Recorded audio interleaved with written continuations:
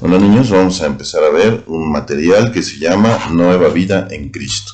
Son una serie de clases que utilizamos para el discipulado de niños y jóvenes, para irlos introduciendo en lo que es la vida cristiana. Contamos con que participarán Jimena de 10 años, Joel de 12 años. Vamos a empezar, como siempre, antes de iniciar el estudio de la palabra de Dios, con una oración. Recordemos que Dios es el que nos da la sabiduría, nos da la capacidad a través de su Espíritu de entender su palabra. Así que vamos a orar. Amado Señor, Dios y Padre nuestro, gracias por este día y este momento en el que nos has permitido estar aquí para estudiar tu palabra. Señor, abre los ojos de nuestro entendimiento para que podamos encontrarte a través de las Escrituras. Señor, dame la sabiduría para podérselas transmitir a estos jovencitos y a los niños, Señor, para que ellos lo puedan entender y aplicar a sus vidas, Señor. Muchas gracias, te lo agradecemos en el nombre de tu amado Cristo Jesús. Amén. Vamos a empezar con un recuadro que tenemos en la parte superior derecha del material, en donde nos dice escribe falso o verdadero, según lo que consideremos. Vamos a empezar con las niñas. Entonces, Jimena, léenos la primera línea. Para ser salvo solo necesitas creer en Dios que existe. ¿Qué crees? Que es falso. ¿Por qué es falso? Porque no nada más es necesario creer que Dios existe. ¿No es suficiente eso para ser salvo? ¿Verdad que no? ¿Qué dices, Juan? Yo digo que es falso porque Dios nos dice que para que ser salvo no necesitamos solo creer en Él, sino aceptar a Jesús como Salvador, arrepentirnos de nuestros pecados. Muy bien, para ser salvos, creer en Dios es importante, pero también es más importante aceptar a Jesucristo, aceptar que somos pecadores y que Jesucristo es la única manera por el cual podemos acercarnos a Dios. El número que sigue, hijo, la siguiente línea. El pecado causa una separación entre Dios y el hombre. ¿Es falso o verdadero? Es verdadero porque Dios no puede convivir con el pecado, y si el hombre tiene pecado no puede convivir con el hombre. Con Dios, ¿verdad? Entonces el pecado nos separa de Dios, por lo tanto es la causa más importante de que haya una separación entre nosotros y Dios. ¿Y la siguiente línea, Jimena? Soy salvo por asistir a la iglesia y hacer cosas buenas. ¿Tú qué dices? Que es falso. ¿Por qué? Porque Dios quiere muchas más cosas como aceptar a su hijo que hacer cosas buenas. Por hacer cosas buenas somos salvos, alcanzamos la salvación, ¿fue? No, porque... ¿Por qué? Porque la palabra de Dios que nos dice que la salvación no es algo que podamos merecer, ganar o comprar, ¿verdad? La salvación es algo que se nos da por gracia. Por gracia, ¿verdad? ¿Qué es la gracia? Es un regalo que nunca debemos de merecer. Que no merecemos. Eso es la gracia. Entonces, vamos a ver la vida pasada, dice la primera parte de nuestro material. Vamos a leerlo, primero el número 1 que dice. Según Efesios 2:1, ¿cuál era nuestra condición antes de que Cristo nos diera la vida eterna? ¿Cuál era? Vamos a buscar Efesios 2:1. ¿Ya lo tienes, Jimena? Ya. Leer. Y Él os dio vida a vosotros, cuando estabais muertos en vuestros delitos y pecados. Muy bien. ¿Cuál era nuestra condición antes de que Cristo nos diera la vida eterna? Estábamos muertos en nuestros pecados. Muy bien. Estábamos muertos, ¿verdad? Porque el pecado significa muerte. Vamos con el número 2, Juan. Según Romanos 3:23, ¿ha pecado toda persona? ¿Tú qué crees? Entonces, ¿cuál es la condición en que nos encontrábamos antes de que Cristo nos salvara? Entonces vamos a buscar Romanos 3:23. Léelo. Por cuanto todos pecaron y están destituidos de la gloria de Dios. Muy bien, entonces, nuevamente la pregunta. ¿Cuál era la condición en que nos encontrábamos antes de que Cristo nos salvara? ¿Qué nos dice su palabra? Estábamos destituidos de la gloria de Dios. Sí, porque todos hemos pecado, ¿verdad? El número 3, Jimena. Dice, la Biblia dice que estábamos condenados. ¿Por qué? Juan 3:18. Bueno, vamos a buscar Juan 3:18. ¿Qué dice Juan 3:18? El que en él cree no es condenado, pero el que no cree ya ha sido condenado, porque no ha creído en el nombre del unigénito, Hijo de Dios. En el nombre, ¿verdad? Del unigénito, Hijo de Dios. Ajá. Entonces, ¿qué nos dice? La Biblia dice que estábamos condenados. ¿Por qué estábamos condenados? Porque no han creído en Cristo. Porque no habían creído en el Hijo de Dios, que es Jesucristo, ¿verdad? Entonces, esa era nuestra vida pasada, era una vida de pecado, ¿no? Era una vida en la cual no teníamos a Cristo, no lo conocíamos o no habíamos creído en Él. Y ahora vamos a ver la obra de Dios, el número 4, Juan. En Efesios 2, del 4 al 5, ¿cómo se describe a Dios? Muy bien, vamos a buscar Efesios 2, del 4 al 5. Pero Dios, que es rico en misericordia, ¿Sí? por su gran amor con que nos amó, aun estando nosotros muertos en pecados, nos dio vida juntamente con Cristo. Por gracia sois salvos. ¿Cómo se describe a Dios? Rico en misericordia y amor. Y amor, ¿verdad? Dios nos ama tanto, ¿sí?, que a pesar de nuestra condición de pecado, nos da la vida eterna, ¿sí? Según este pasaje, ¿qué ha hecho Dios por nosotros? Nos dio vida Por gracia. por gracia, ¿verdad? O sea, que dijimos que era la gracia, Joel. Un regalo no merecido. Un regalo que no merecemos. Entonces vamos a ver el número 6. Según Romanos 5:8, ¿en qué forma nos muestra Dios su amor? Léelo. Mas Dios muestra su amor para con vosotros, en que siendo aún pecadores, Cristo murió por nosotros. Bien, entonces, ¿cómo nos muestra Dios su amor? Dando su vida por nosotros. Ajá, entonces, ¿qué nos dice? ¿Qué pusiste tú, Jimena? Nos dio vida injustamente Nos dio vida muriendo por nosotros. por nosotros, ¿verdad? Entonces esa es la manera en la que Dios muestra su amor. Vamos con el siguiente número, el número 7. Vamos, Joel. Lea Efesios 2 del 8 al 9. Dios decidió que la salvación no es por obras. ¿En cuáles obras confía la gente creyendo que con ellas serán salvos? Bueno, vamos a la palabra de Dios, Efesios capítulo 2, versículos 8 y 9. O sea, leámoslo. Porque por gracia sois salvos por medio de la fe, y esto no de vosotros, pues es don de Dios, no por obras para que nadie se glorie. Okay. ¿En qué tipo de obras piensa la gente a veces o cree que puede ganarse la salvación o la gracia de Dios? Dando caridades. En obras materiales.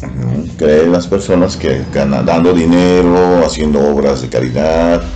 Muchas veces con eso piensan que ya me gané el cielo, ¿verdad? Dicen literalmente.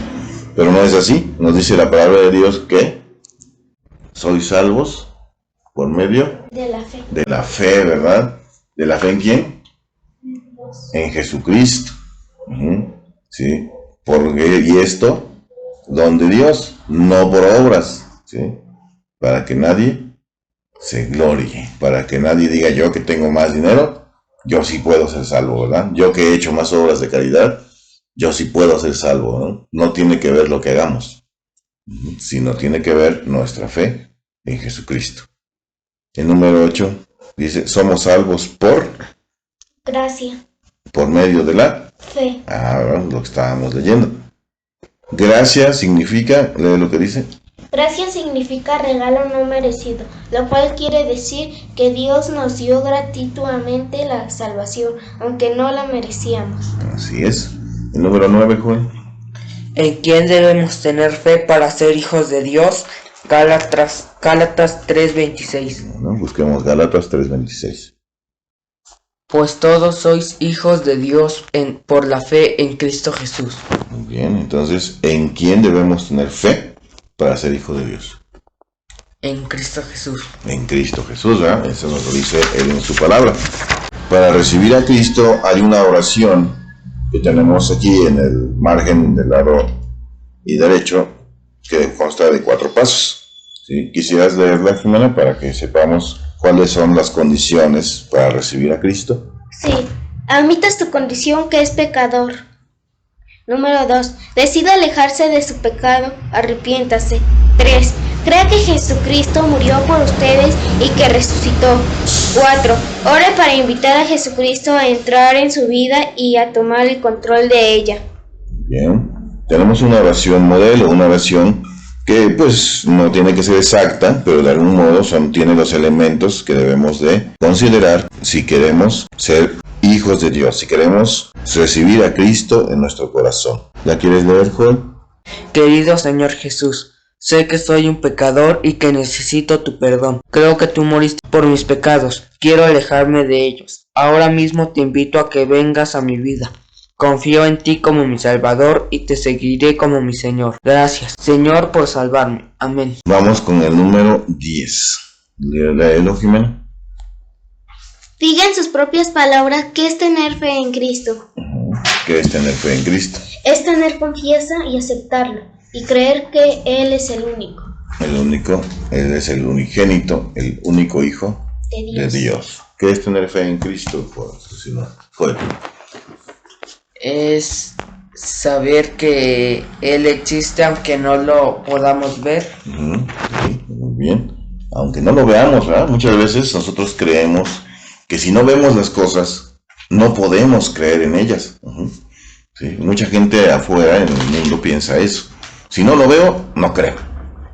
Sin embargo, por eso a veces nos cuesta un poquito de trabajo aceptar de primera mano a Jesús, a Dios, porque lo primero que tengo que tener es fe. ¿Qué es la fe? Pues la fe es la certeza de lo que se espera, la convicción de lo que no se ve. Esto está en Hebreos 11. 11.1, ¿verdad? Que nos dice clarito ese versículo. Es pues la fe, la certeza, o sea, tengo que estar convencido de lo que estoy esperando. La convicción de lo que no se ve, o sea, que está ahí, aunque yo no lo pueda ver. Entonces, eso es tener fe. Entonces, la nueva vida. Vamos a empezar con Joel, número 11, que dice... ¿Con qué propósito vino Cristo? Juan 10:10. Vamos a buscar Juan 10:10. El ladrón no viene sino para hurtar y matar y destruir. Yo he venido para que tengan vida y para que la tengan en abundancia.